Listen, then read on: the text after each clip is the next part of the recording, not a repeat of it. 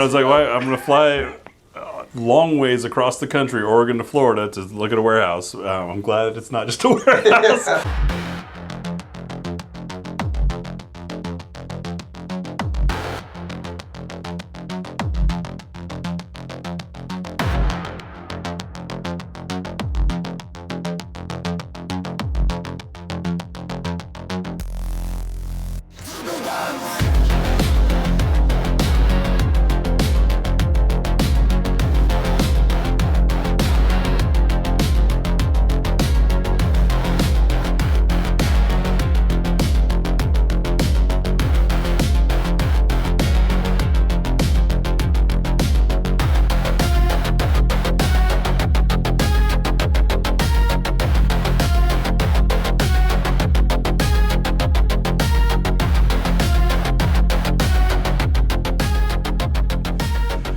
I'm not at the range, and this is not my studio because I'm in Jacksonville, Florida at Derya. And I gotta admit, you guys may remember when I reviewed the DY9 and then later me liked the Melik. Sorry, I gotta do that joke. And I didn't know there was much more to it. And when I got the invite to come out here, I was thinking, well, those guns were made in Turkey. You're an importer. I've seen importers before. It's a warehouse and a pallet comes in and then a pallet goes out, and that's about it aside from some ATF paperwork. But this is a bit different, and these guns are marked differently than the early stuff that I reviewed. So why don't you tell us about what Derya is doing? So we are a factory here in Jacksonville. We also are an importer. We have an importer FFL and a manufacturing FFL. We launched our brand and our factory in the United States January of this year, and we just started production, full-on production in March of the DY9 pistol. The DY12 shotgun we are shipping out next week, so that will complete all our planned United States products from the start. As you guys may recall, the DY9, which is a Glock-based build, not a clone. If it was a clone, it would look exactly like a Glock. Let's get our terms straight, folks. Anyways, I found these things at a ridiculous price and bought one.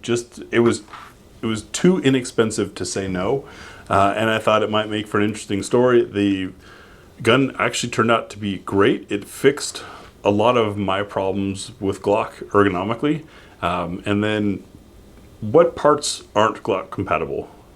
So what parts aren't Glock compatible is we have the extractor, the magazine release isn't compatible, but the uppers for the Gen 4 Glock 19 and the DY9 are completely interchangeable. A lot of people have referenced Generation 3. We use the recoil spring assembly for a Generation 4 Glock 19. And the other parts, the firing pin is also not compatible. And then the sights are a proprietary cut. That's been our #1 complaint, especially on our promotional model, the going into business cell. We didn't have an optic cut on it. Every single DY9 that we make now has an optic plate on it. That's proprietary, but we include 2 different optic plates. And this is an update since the sample that I had, which did not. Yeah, we include 2 different optic plates. One's RMR, one's Vortex, Doctor, and we also include in the package 3 other back straps for just your grip Which gives you a size. total of 4 options. Yeah, 4 options. We also have something that's coming out this month that I already showed you kind of a sneak peek on of different. One of the complaints also we got, most people like it, some people don't, and just to give the option for the people that don't is the mag well on the bottom. We're also coming with different back straps where you can actually put a magazine for a Glock 19 so it fits flush with the DY9. One of the things I liked about the magwell was it meant that I could get my whole hand on there, and it also served as a nice shield when loading a mag to not pinch the snot out of my pinky finger, which has been pinched by every Glock 19 sized gun out there. If I slam it in fast and I'm not thinking about it, don't remember to open up that pinky, end up getting smashed. But the reason why I asked about compatible parts versus non is I see the DY9 as a dramatic ergonomic improvement over the classic Glock design. It's a good gun as is, but one of the fun things with Glocks is tinkering. The aftermarket is huge. There's so many different parts and pieces out there. I was shooting my old competition Glock 34 last week, and somebody picked it up and said, "Oh man, what did you do for the trigger in this?"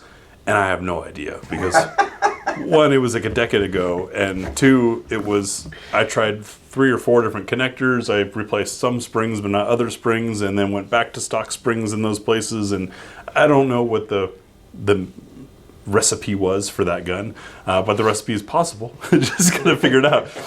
But that's one of the fun things about Glocks, as well as their simplicity. It's what makes them a great entry-level gun, introductory gun for enthusiasts. I'm not saying entry like, oh, it's for the simpletons who don't know how to shoot yet. But if you want to get into tinkering and playing with and discovering what you like and don't like, and developing your own personal taste for a gun, the Glock platform is a great place to do it.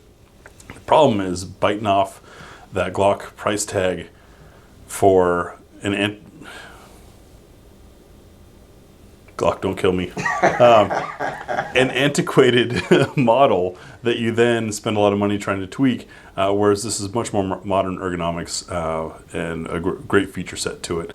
Tell us about these shotguns, because I didn't know about the shotguns. I mean, I'd seen them, but I've never fired one. And Turkish shotguns, unfortunately, have a mixed reputation. I know there's good solid ones. I've seen them. I've shot them. I also know there's 200 rounds and they're dead guns out there. This one says right there, and I'll have to zoom, made in Florida, which makes it American. And you're holding our first one that's made in Florida, the DY12Y.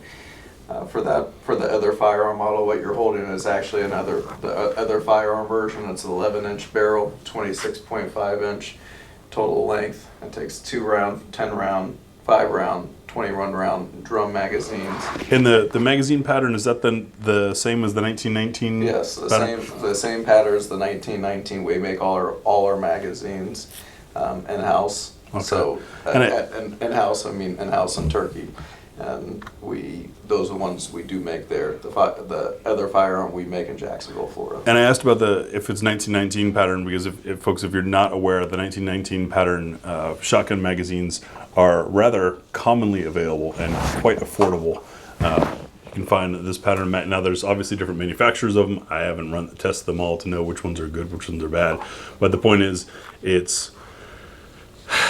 I hate the P word. Everyone always says proprietary is a bad thing.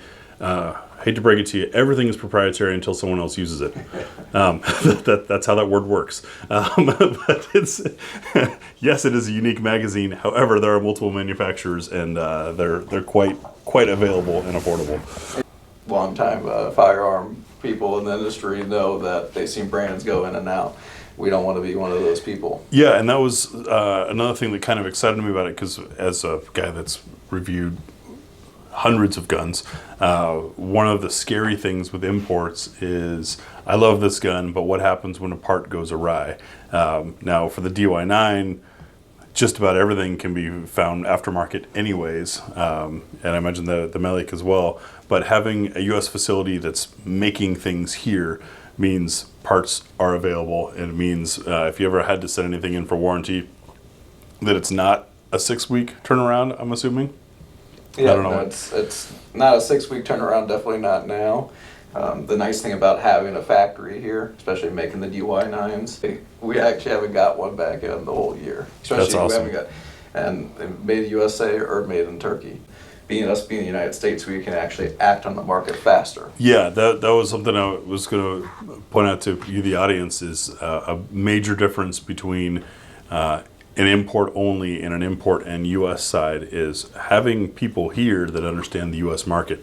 The early DY9 that I reviewed was not optics ready. The U.S. market wants it. Now I've got an optics ready. And having folks here that can follow the trends, and those that have been in handgunning for a while, remember it had to be a pick rail. That became standard. Then we had to have front slide serrations. That became standard. Then it became, we've got to have red dot readiness. Now we've got that, and so on and so on. Trends continue, and now you've got manufacturing capabilities here to jump on that and be agile to those changes in trends, versus waiting for and overseas, and this isn't just for Turkish guns. I've seen this with multiple companies where everything is headquartered outside the U.S. It can take 2, 5, never years before that foreign manufacturer responds to the U.S. market, and by the time they do, it's too late. Sometimes they come out with a really great one. They learn lessons from everyone else. Other times it's, okay, thanks, but we forgot about that trend 5 years ago. Which is kind of Happens more times than you think. There's a certain major manufacturer that I'm thinking of right now that, good job, you're about a decade. Thank you to our Patreon supporters.